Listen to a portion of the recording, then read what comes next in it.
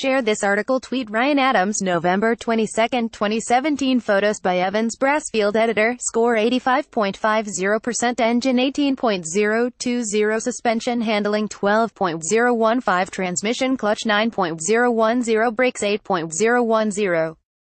Instruments controls 3.005. Ergonomics comfort 8.510. Appearance equality 9.010. Desirability 9.010. Value 9.010. Overall score 85.5100. Every once in a while we get open-end motorcycle loan agreements from manufacturers. What does that mean for you? It means we have a chance to really put a motorcycle through the ringer. We have the time to schedule overnight, long rides. We have the time to schedule track days. We have the time to really live with the motorcycle and give our best interpretation of what it would be like for a potential owner to, well, actually own the thing. 2017 Kawasaki Z900 Review. First ride. Such is the case with Kawasaki's new Z900.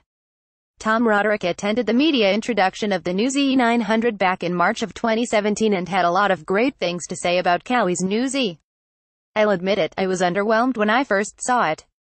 I had been a fan of the Z1000 styling, but when is a decrease in cubic centimeters ever a good thing?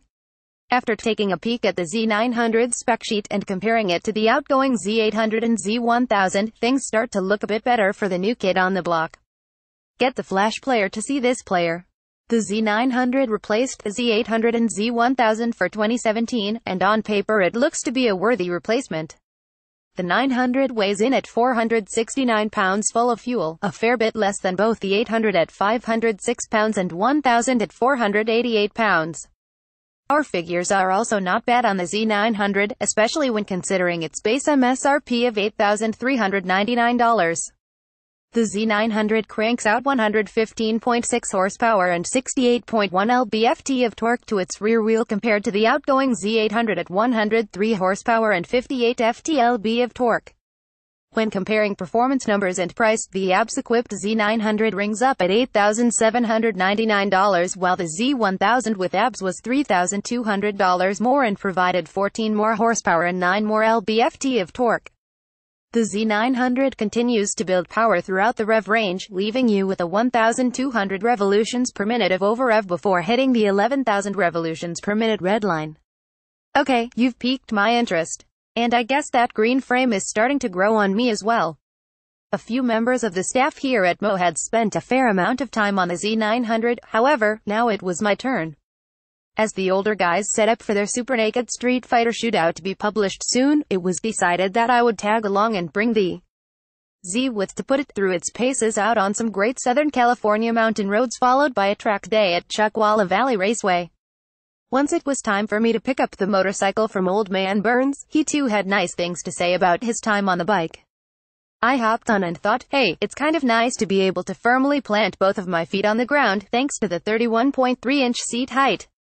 It's something that doesn't happen too often with my 5'8" height and a 30-inch inseam. I enjoyed the smooth inline-4 engine on the freeway stint home and didn't even think about the riding position that would become one of my few complaints after spending more time with it. From former editor Tom Roderick to our newest editor Brent Jasvinsky, the Mo staff has had many good things to say about Kawi's Z900. I have enjoyed the time spent using the Kawi around town running errands, and it has made what would otherwise be mundane tasks more enjoyable. Although some motorcycles can make boring trips more exciting, the Z does it with style and power that is easily manageable. While it doesn't have the narrowest of handlebars, lane splitting is still done effortlessly thanks to the nimble handling characteristics of the bike. The width of the handlebar does come in handy for leverage when in tight canyon roads or at the racetrack. After having ripped up canyon and mountain roads of all sorts and spent a day at the track, I can say, the 948cc Kawasaki is a great power plant for this motorcycle. It can be smooth and polite in town and just as easily be spun up out on a nice twisty canyon road enough to put a smile on anyone's face. It's also not such a fire breather like a Tuono or Super Duke are that it is downright intimidating at the track. I felt completely comfortable using every bit of the throttle at Chuckwalla. The power comes on predictably without surging. Combined with the near-perfect fueling, allows the motorcycle to be easily managed with your wrist, which is a good trait because you won't find traction control or ride modes on the Z900. You have to give some thought to what you are doing to keep yourself out of trouble. The Z900 was a blast at the racetrack, though switchable abs and more cornering clearance would have been welcome adjustments in this environment. Even these other jaded journalists couldn't hide their excitement around the Z900. Managing editor Evans Brassfield had been dropping hints of how excited he had been to ride the bike since March when Tom Roderick came back raving about it. Editor Duke made subtle advances while at Chuckwalla, insinuating he would like some time at the track on the Z. Always the calm, cool jungle cat that he is, after spinning a few laps and back in the pits, he said something like, "Yeah, it's actually really fun," seemingly forcing his grin back behind his cool demeanor. The lack of traction control wasn't unnerving at the track due to the Z's smooth power delivery. Naked Sports 3-way Aprilia Shiver 900 vs. Kawasaki Z900 vs.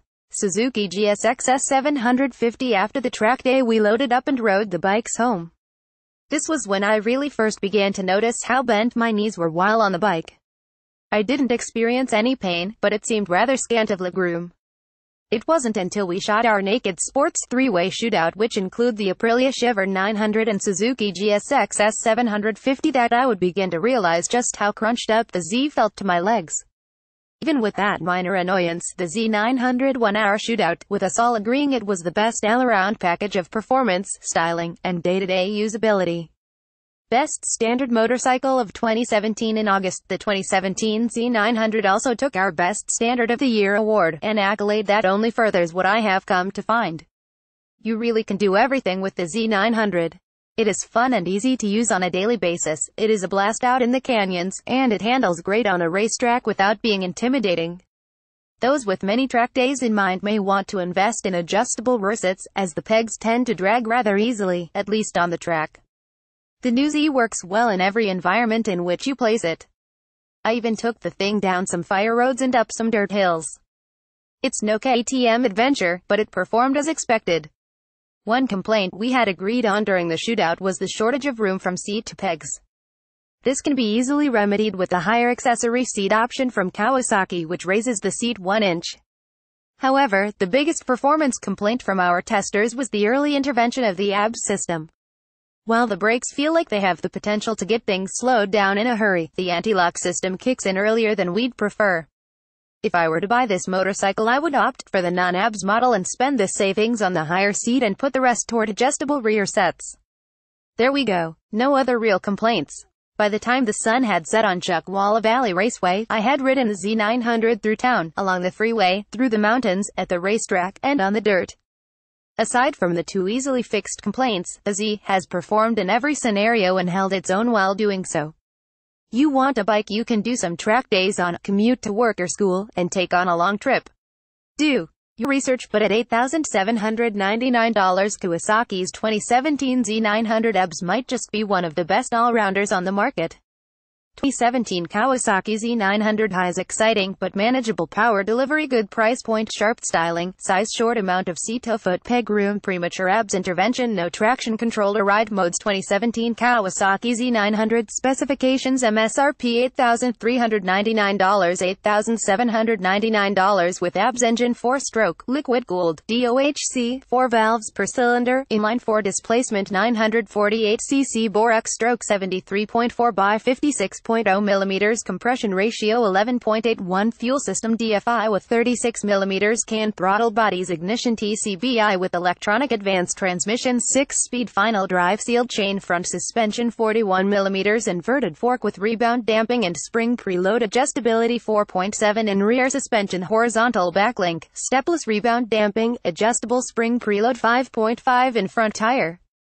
12,070 ZR17 Dunlop Sport Max D214 rear tire, 18,055 ZR17 Dunlop Sport Max D214 front brakes, dual 300 mm pedal type rotors with 4-piston calipers, ABS rear brake, single 250 mm pedal type rotor with single piston caliper, ABS frame type trellis, high tensile steel rake trail, 24.5 degrees, 4.1 in overall length, 81.5 in overall width, 32.3 in overall height, 41 1.9 in, ground clearance 5.1 in, seat height 31.3 in, curb weight 463.1 pounds, claimed fuel capacity 4.5 gallons, wheelbase 57.1 in, color choices pearl, mystic gray, metallic, flat spark black, metallic, flat spark black, metallic spark black. Warranty 12-month, limited warranty 12, 24, 36 or 48 months. Kawasaki Protection Plus optional.